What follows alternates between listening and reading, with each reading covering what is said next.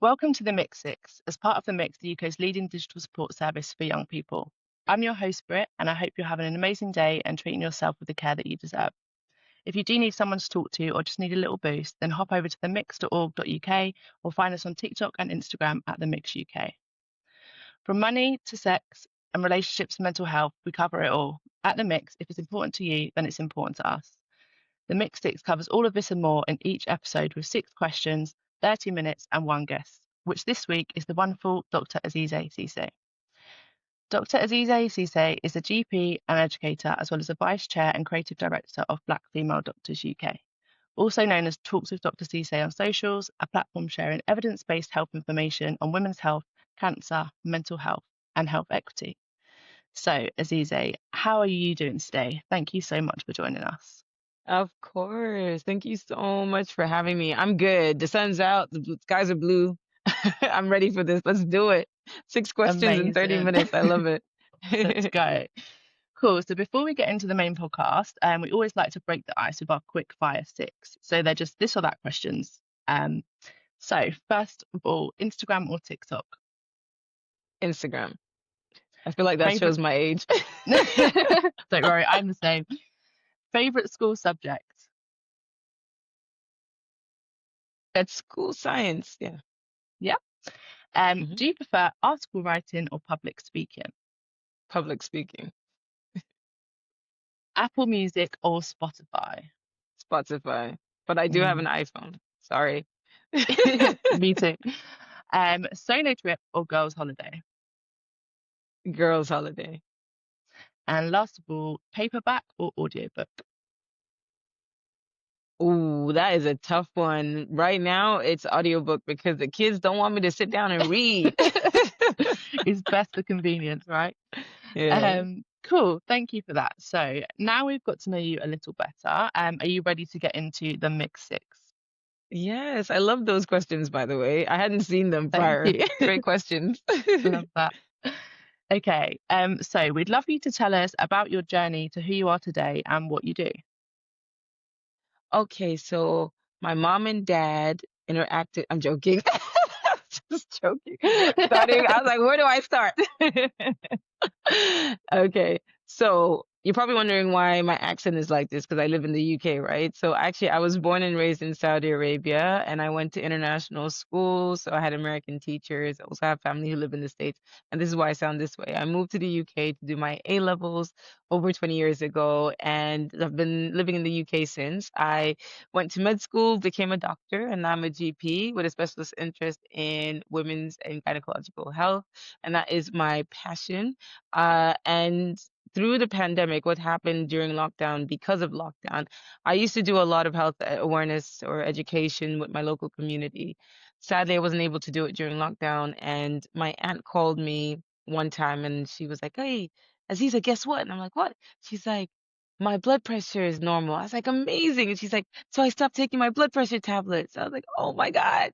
So there's health literacy is a problem, and I often say Oh, it is a determinant of health. It's a determinant as to whether or not you live or die, or you live versus exist, because there are many people who are existing with symptoms that they don't realize that they shouldn't be living with.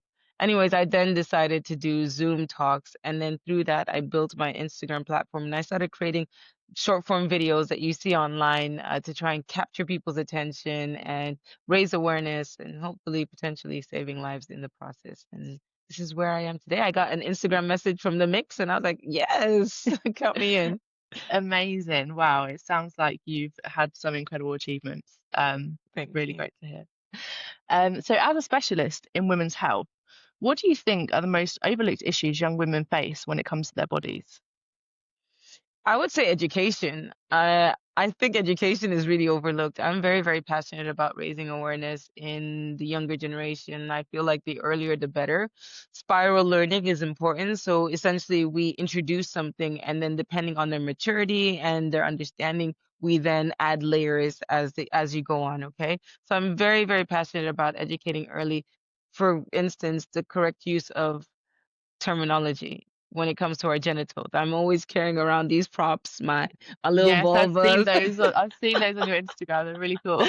And then also I have this female internal anatomy. I'm basically someone who they call Mary Poppins because I always bring out a bag with loads of little anatomical props. I'm really passionate about us using the correct terminology, especially from childhood. So I taught my Hmm. daughter that she has a vulva, and when she saw her brother, she was like, "Oh my God, what's that?" I was like, "That's a penis."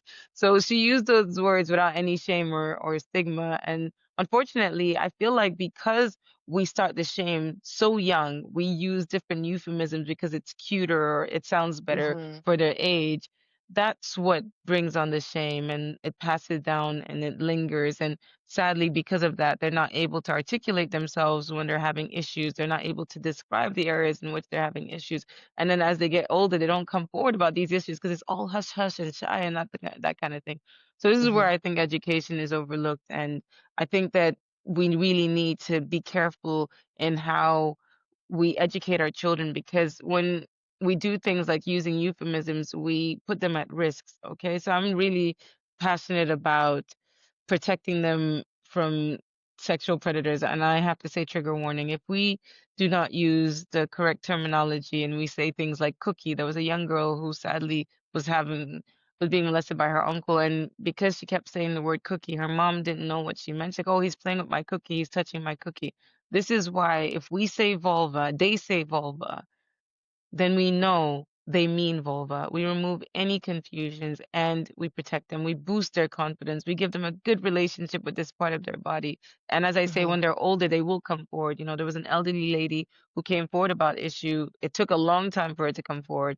And sadly, because she was embarrassed, she said down there instead of her anus, and then she had, sorry, her vulva, and she had her anus examined instead of her vulva.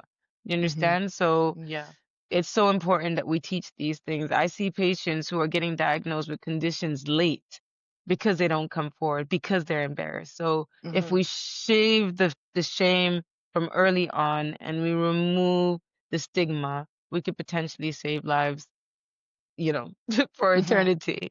Yeah, that is such an important message. I totally agree with everything you just said. And I think growing up as well, so I'm 26, and I think when I was younger, if you didn't know something, you'd either go to your parents or you would Google it. And Google didn't always have the right answers. So I think to have educators Yeah. such as yourselves with really easily accessible information is just, it can be life changing, definitely.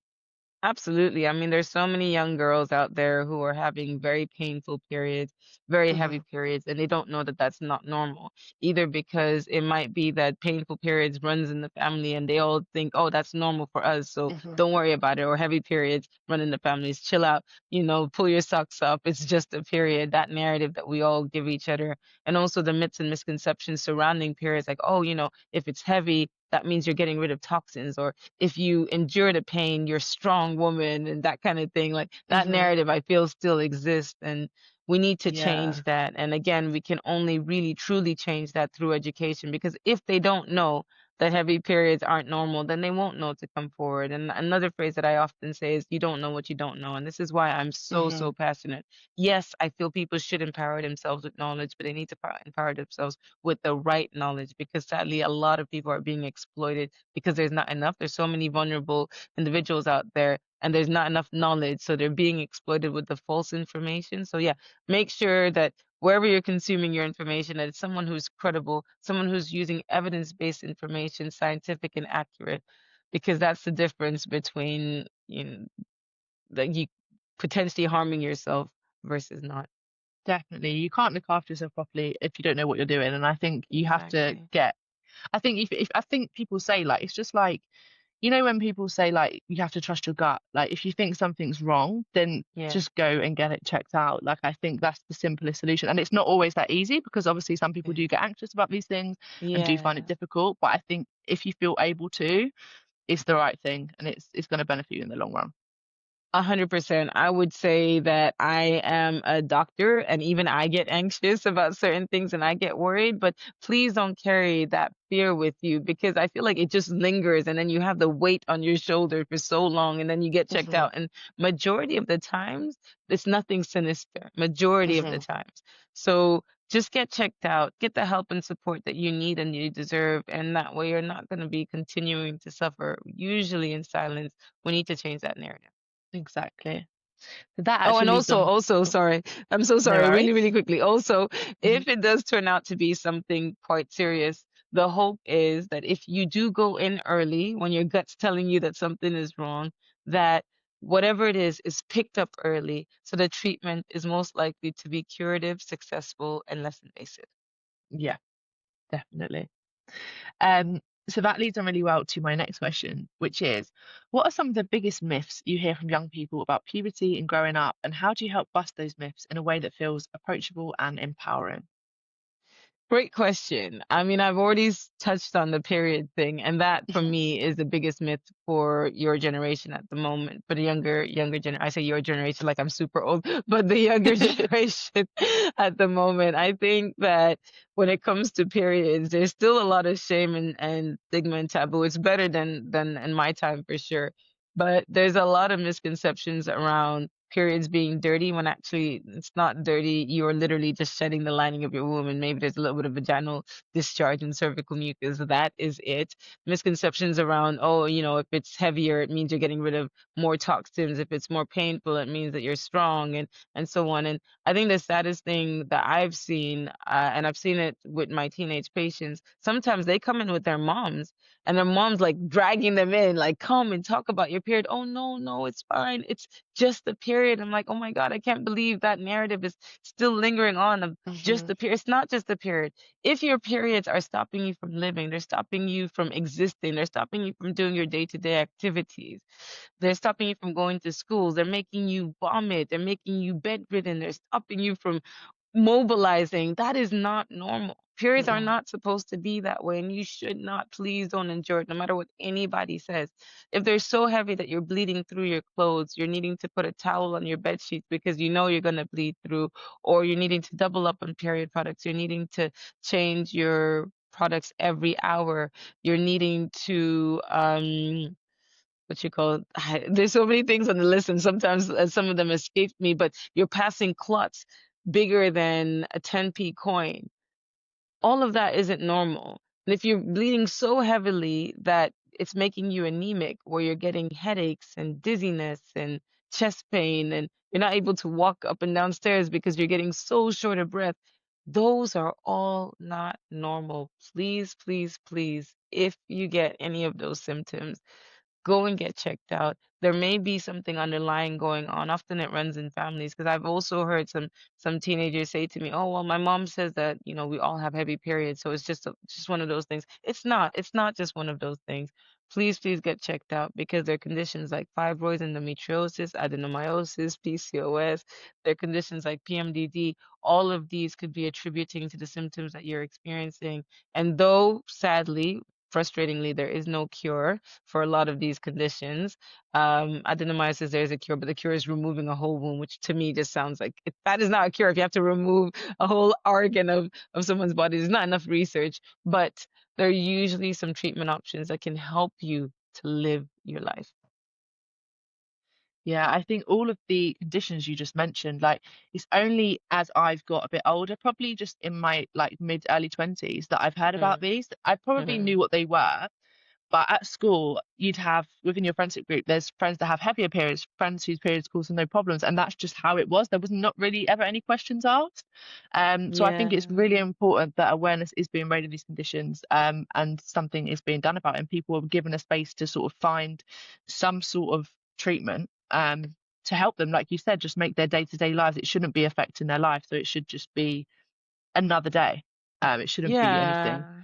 And I think it's so important that we start from a young age, absolutely, Hmm. about these conditions. I'm not saying that we need to scaremonger because some people are like, well, what's the fine line between telling kids and we shouldn't scare them? I don't think it's scaring them necessarily. I think it's important that we teach them about periods from a younger Hmm. age because sadly, the truth is more and more girls are getting their periods much younger than before. And it's not unusual, it's not abnormal for them to get a period at the age of 8. So if we're teaching them about periods from 12 and they've already Hmm. had periods, what's the point? Also, you don't want them to go Yeah. into the bathroom because you've heard these stories where young girls go to the bathroom and they see themselves bleeding like what did I do Hmm. or what's going on? It's the most traumatic Yeah. experience. teach them, but like I say, spiral learning, you add things as you go along. Teach Exactly. them that, there are certain conditions that can happen, which can cause these symptoms, which are not normal. So please get checked out. Hmm. I think education is so empowering and it can make such a Definitely. massive difference, particularly in our children, because they are the future, they are the generation after us. And Hmm. I just think the more that we hide things and we know we keep things, oh, let's Yeah. not affect their innocence. But it's not, it's the science, it's biology. This Yeah. is what's gonna happen to, And 51% of the population at some point in their life. and I think as well, like you said, like getting rid of the shame, because if they're Yeah. taught about it, then it's not going to be something shameful. It's not going to be something abnormal because everyone knows what it is, and it's okay. You can talk Hmm. about it with your friends. You can talk about it with your parents. You can go to Hmm. the doctor with confidence, knowing Yeah. that it's not something you've never heard of before, which I think is Yeah. really important. So, balancing medical practice, education, social media, and presenting is no small feat. How do you protect your own mental health while doing so much for others? Oh my God, you want to be my therapist now? What's going on? I was not expecting that question. I'm here to Uh, listen. how long you have? No, this is such an important question. I don't think we talk about mental health enough. And I feel like these days we're kind of glamorizing I'm so busy and Mm, grind, hustle culture, that kind of thing. And we're almost forgetting self-care and the importance of having a break. And break is not a reward, actually. It's something that everybody should have routinely scheduled in. That is part of what makes you special. That's part of what makes us able to do things. And a lot of what I do has to do with creativity. And in order for my creative juices to flow properly, I have to be in a good mental space. And you're right, I do wear a lot of hats. I spin a lot of plates at different points, and I'm still trying to get the balance right, is what I'm trying to say. I'm still trying to figure out the right way and trying to set the boundaries. I mean, you're trying to save the world, but who's gonna save the hero? of After they say, course, yeah. I'm not. I hope you don't take that in a big-headed, as though I'm big-headed. I'm not. I'm just saying that a No, lot of no, the times with many of us who are advocating in this space, and there's so many of us, it's not just me. There's so many of us because like we are stronger together, we're bigger together. Too many to name right now, and I'll miss out a few, and then I'm gonna feel really guilty. So I'm just gonna say there's so many amazing, incredible doctors out there in this space who are doing beautiful things. But absolutely, one thing that I've recently started to do was well, I used to do this before, but now I do it. I'm more, I guess, cognizant of ensuring that I have lists that I want to try and do for the next day, and I don't beat Mhm. myself up about it. And also, I always make sure that a couple of things on the list are things that I'm gonna do anyways. Like, oh, I'm gonna, get the kids ready for school. Tick. I It have to just do gives you that that sense anyways. of accomplishment, doesn't it? Exactly. So I do that, but I'm also very conscious of the fact that I also need to schedule in time off and Yes, take the time and actually really it takes a lot of discipline to do this, and I'm still working on it. Take the time off, switch off, and just be, definitely. because Of yeah, course, because I feel like you need to look after yourself. If you're looking after so many others, like I said, like you are doing so much for other people, you need to make sure you're okay. Because if not, it's yeah, like that saying, if your cup is not full, how can you pour into others? So I think, yeah, it's really important to rest. absolutely. Yeah, I love Uh, that quote. You can't give anything Me to too. anyone if you have nothing to give to yourself. So, Exactly. So our fifth question is, what advice would you give to a young person anxious about a medical issue to take control of their health confidently? oh, first of all, I would say that please try not to be scared and anxious. Please, please, please. I would say it's important that if you're worried about anything, have a trusted circle, whether that be, your parents or maybe your aunt or your guardian or even your older siblings, maybe. Just be open enough to tell them if you're struggling. Please don't suffer in silence. Please, if you are going to, look out for symptoms on Google, please use reputable resources. Hmm. There's NHS UK, there's patient.co.uk, there's Wellbeing of Women. So I'm an ambassador for them. Eve Appeal, I'm an ambassador for. There's Endometriosis Foundation. They have a lot of health information. If we're talking specifically about, for instance, women's and gynecological health, those are Hmm. some great resources. NHS UK is more broad and Patient UK is also broad. And if you are going to access information online, because I know that a lot of us are now, looking to social media to get our health information, just make sure that they're credible sources. Some individuals, like I have what's called a PIF tick, which is a trusted information creator. Look out for those things in Hmm. the organization or the individuals in which you're consuming the information. Also, look out for whether or not they have some sort of credibility under their name. So on YouTube now they have something called a health shelf, and they tell you if this is a practicing doctor. Just be careful where you're consuming Hmm. your information. But when you do go forward and you see a doctor, please go in if you can prepared. So if you're going in, say, about symptoms to do with periods, know what your periods are like, track your cycles, how have they changed, Hmm. what new symptoms are you having. Go in with someone else who can help to advocate for you as well. And then tell them what you think might be going on. There's nothing wrong in doing that, I Hmm. promise you. And then tell them what you think you would like to have done as well. And if you feel like they're not listening or they don't want to do certain things, know that you can ask why, and that doesn't make you difficult. You are allowed to ask questions when you go and see a doctor. Please do. Sadly, and this is a fact, we know this, there are many individuals who feel like they're not being listened to by their healthcare professionals. Majority of the times, women say this, sadly. There is a gender health gap that exists, there's a gender pain gap that exists as well. And what I always say is I put my hands up and I apologize that that is something that happens, but I will also encourage you to please don't give up and think, oh my God, nobody's going to listen to me. No, I promise you there is help out there. Seek a second opinion. So see someone else.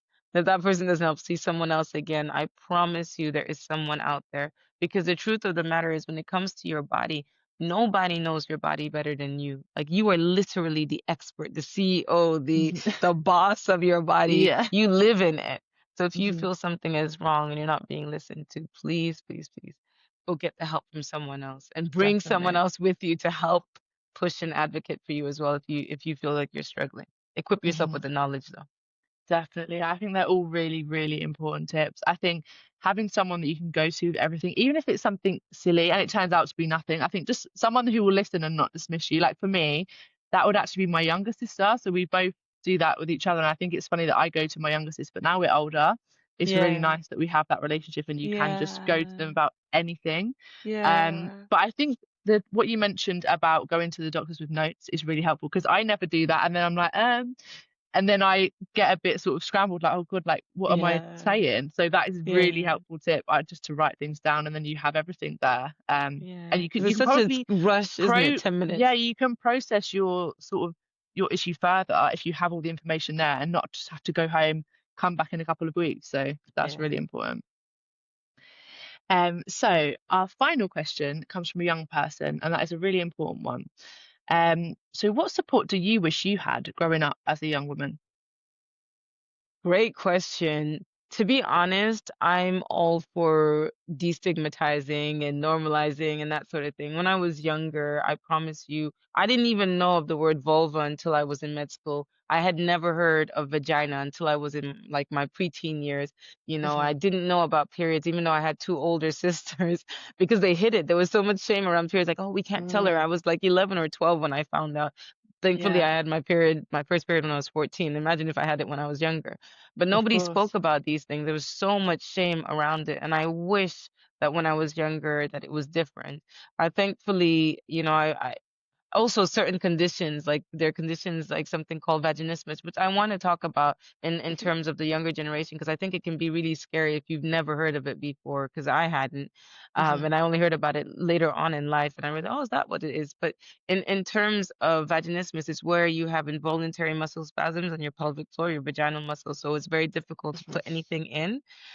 If you want to, so for instance, if you're trying to put a tampon in, because that's often how when girls first realize that they have it or that there's Yep. something wrong, it's just your muscles go into spasm and you feel like you can't get anything in. And I think those sort of conversations are important, because if you don't know that that condition exists, you literally feel like you're broken. You feel like there's something wrong with you. And what is this? So I think that if we open up these sort of conversations, I wish I had that, because it meant that you're not suffering in silence about a lot of different Mhm. conditions, and you feel empowered to ask questions and have the conversations. Definitely. I think that's really, really important. Yeah. Um, so thank you so much for your time today. I think that was really, really insightful. We got a good look at the incredible work you're doing, and I certainly found this very useful. I'm sure our listeners will as well. Thank you Uh, so much. Can I talk to you no, about a really cool campaign I'm doing in yeah, terms of of trying to course. destigmatize Yeah, normalize? go for it. Okay, so if you notice, if anybody is actually watching the podcast, I'm wearing a t-shirt, and the t-shirt on the front it says they are not bad words. And then on the back, it says vulva, vagina, and clitoris in the shape of a Amazing. Love vulva. that. And the That's so reason that cool. I started the campaign is it's not for commercial gain. It's honestly just to try and destigmatize and normalize women's health, normalize these words. Because as I say, people are dying because they're not coming forward about these problems because they're too embarrassed. People don't know about the different names, so they're not able to describe the areas in which they're experiencing symptoms, and then they get the wrong areas Hmm. investigated.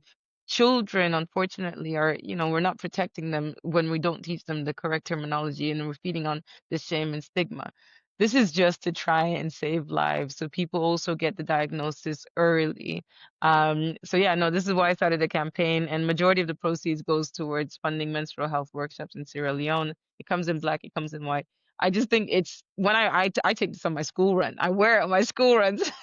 That's I amazing. feel like it just starts a conversation because if people want to turn around and say, "Oh, why are you wearing that?" And it's like, well, why not? They're not bad words. Yeah. I just hope that we can change the narrative because I really want us to be the last generation that the shame Hmm. and stigma lingers. Yeah, I agree. I think that's such an important message, and I think even like wearing it on the school run is such a great idea because I even think some like a lot of adults aren't using the correct terminology, and they either don't know or they don't want to. So I think it's Yeah. really, really important just to spread that message to everyone. Yeah. Yeah, and I think it's really great what you're doing. And the funny story is, I went on a school run once to pick up my kids, and then there was a young boy who read the front of my t-shirt, and he was like, "Oh, they're not bad words." And I said, "Yeah." And then as he walked forward, and then he saw the back of my t-shirt, he was like, "Oh, they are bad words." And I was like, That's so "No, they're funny. not." So he was around 8 or 9 years old, and it's really Yeah. sad because we are passing down the shame to the younger Hmm. generation.